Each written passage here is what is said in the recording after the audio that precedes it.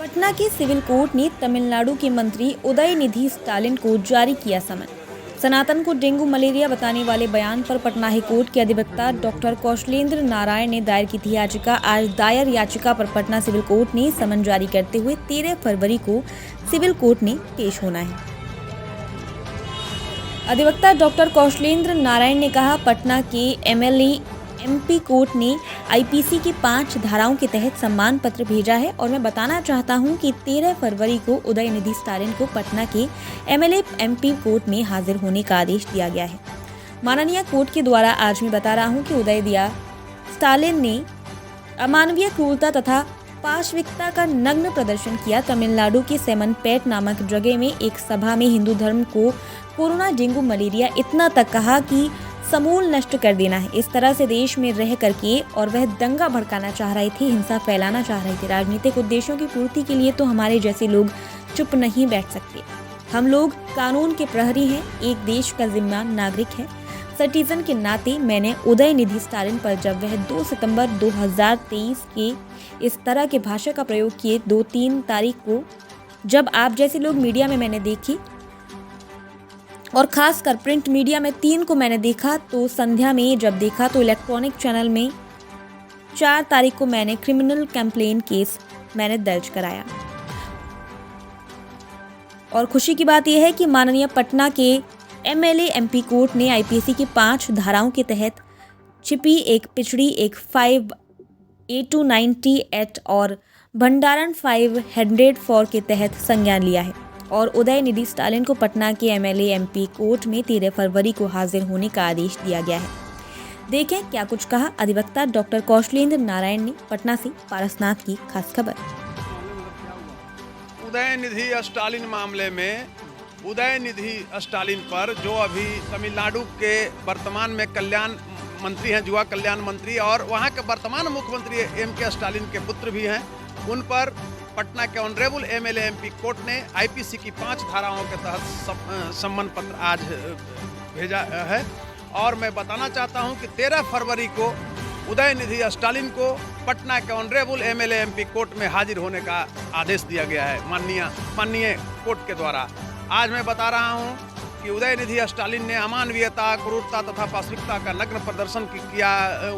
तमिलनाडु के श्रीरंगपेट नामक जगह में एक सभा में हिंदू धर्म को कोरोना, डेंगू, मलेरिया इतना तक कहा कि समूल नष्ट कर देना है। इस तरह से देश में रह करके और वो दंगा भड़काना चाह रहे थे, हिंसा फैलाना चाह रहे थे राजनीतिक उद्देश्यों की पूर्ति के लिए। तो हमारे जैसे लोग चुप नहीं बैठ सकते। हम लोग कानून के प्रहरी हैं, एक देश का जिम्मेवार नागरिक है, एक सिटीजन के नाते मैंने उदयनिधि स्टालिन पर जब वो 2 सितंबर 2023 को इस तरह के भाषा का प्रयोग किए, तो 3 तारीख को जब आप जैसे लोग के मीडिया में मैंने देखा तो, और खासकर प्रिंट मीडिया में 3 को मैंने देखा, 2 को संध्या में जब देखा था इलेक्ट्रॉनिक चैनल में, तो 4 तारीख को मैंने क्रिमिनल कंप्लेन केस मैंने दर्ज कराया था उन पर।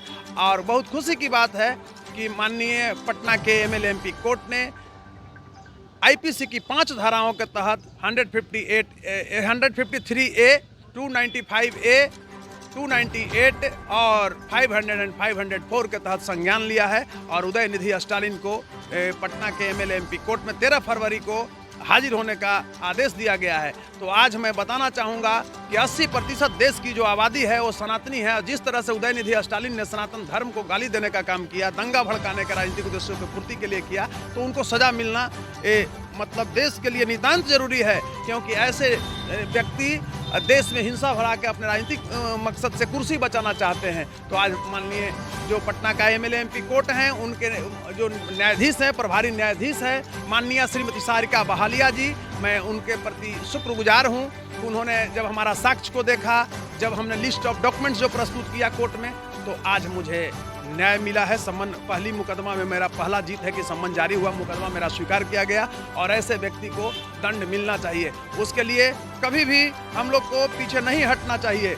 और मैं आपको एक चीज़ बता रहा हूँ कि आप बताइए, उदयनिधि स्टालिन को ये पता था कि 80% आबादी सनातनी है यहाँ, और 80% आबादी को यहाँ उन्होंने जिस तरह से मानसिक स्तर पर परेशान किया, मैं खुद बता रहा हूँ, मेरे अंदर भी दुख हुआ, क्षोभ हुआ और एक मौत सी मायूसी आई। मैं विचलित हो गया कि क्या हो रहा है देश में। किसी धर्म किसी भी सोसाइटी की माथे की पगड़ी होती है, राजनीति जो है पैर की जुतियाँ होती है।